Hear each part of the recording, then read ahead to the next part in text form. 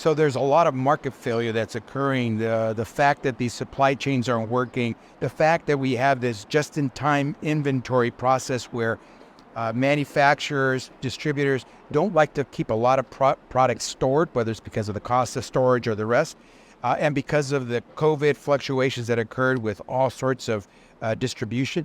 All of those things compounded the problem. The best thing we could do is have better sight at the source of the manufacturer, so we can find out at the very beginning, is a manufacturer having issues in manufacturing the product? Because right now, the site that we have principally through FDA is at the latter stages, more at the retail end. But that's way too late in the process. So can you regulate them to let you know when they foresee a shortage? We will need authorities from Congress to go beyond what we're doing now.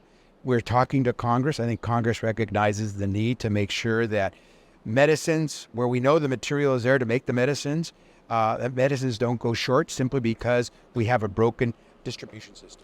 Do you support raising the price of these generic injectables so that you can ensure quality? We support looking at every option that should be on the table because, as I said, the market is broken when it comes to these medications, and we need to have a system where people who manufacture, distribute, and retail recognize these are not widgets.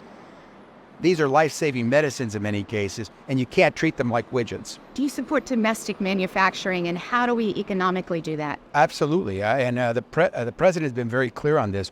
Where we can, we should manufacture at home, and he has brought so much manufacturing back to the U.S. We're looking for opportunities, working with Congress, so that we can make the investments that really incent many of the manufacturers and the industries to come back to America. So do you support the stockpile, the 6-month stockpile? 6-month stockpile? Again, that's all part of the consideration. How much supply is out there? How long does it take to make it? All the way through the steps, you have to make sure you understand. Then you decide what kind of a stockpile you need. And you think incentives are good? Monetary incentives for these manufacturers? There's any number of things that we're going to consider working with Congress because, again, it's not just us saying what we need to do. Congress needs to give us the authority, and we have to have the industries come forward and talk to us as well. Thank you.